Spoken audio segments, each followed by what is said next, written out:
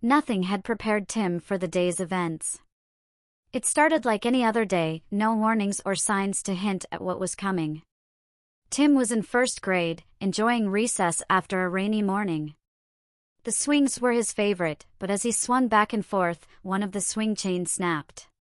Tim plummeted into the muddy puddle beneath, covering himself in grime. When he returned to class, Mrs. White, his teacher, noticed his muddy state and told him he needed to change his clothes. She took him to the kindergarten room, where donations from parents were available for dress-up play.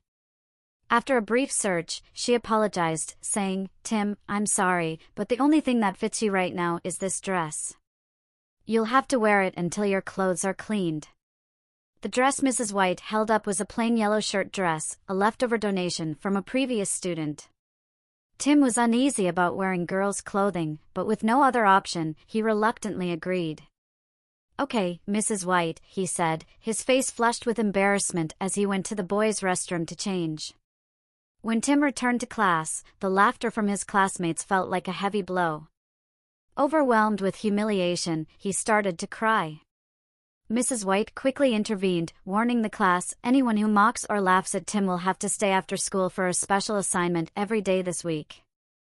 The threat silenced the laughter, and soon Tim's clean clothes were returned to him, ending his distressing experience. However, when Tim's mother received phone calls from other parents about the incident, she couldn't help but wonder what Tim might look like as a girl. She called him in from the backyard, a mischievous grin on her face. "I heard you had to dress like a girl today," she said, her words causing Tim's face to flush a deep red as his earlier embarrassment resurfaced. "But I didn't want to do it," Tim insisted. "They made me wear it, and I hated it. I was so embarrassed, and everyone laughed. It was awful." "I don't understand why wearing a dress would be so terrible," Tim's mother replied. "I wear dresses every day.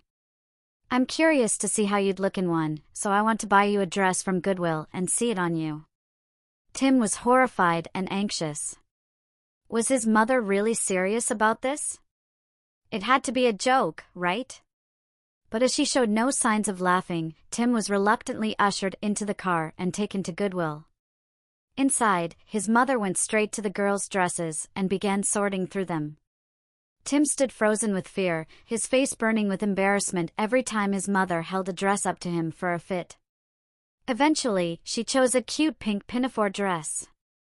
"You know, dear," she said, "you'll need a slip to go with this, and while we're at it, let's get some socks and panties so we can see the full look." Unable to hold back any longer, Tim burst into tears. He couldn't believe his mother was doing this to him. She was supposed to protect him, not humiliate him. He wondered if he had done something terrible to deserve this. His young mind spun with confusion as his mother selected pink ankle socks, a white slip, and pink panties. He sobbed uncontrollably as she led him to the checkout. In the car ride home, Tim cowered in the back seat, crying uncontrollably. His mind was consumed with dread about what was coming next. He felt an overwhelming sense that this was wrong, but he couldn't oppose his mother. When they arrived home, they went straight to Tim's room. He was instructed to undress while his mother watched. Tim removed his clothes mechanically, his mind in a daze. His mother handed him the pink panties, and he put them on, still in shock. Next, she gave him the slip and then the socks.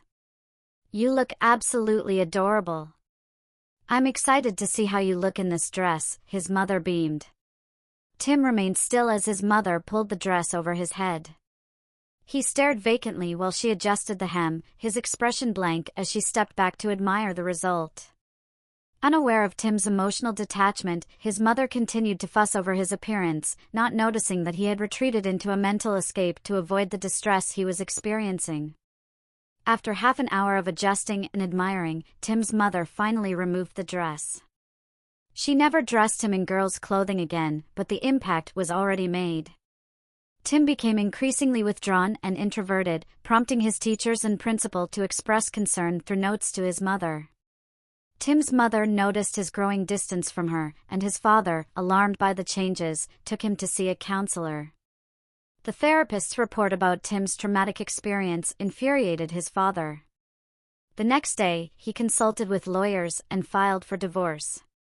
With the therapist's report as evidence, he easily secured full custody of Tim, with no visitation rights granted to his ex-wife. Devastated by the loss of her family, Tim's mother turned to alcohol, leading to a downward spiral that eventually ended her life. Tim, on the other hand, spent years in therapy and eventually grew into a well-adjusted adult and productive member of society. His father, who never remarried, became a vocal advocate for children's rights and a strong opponent of child abuse.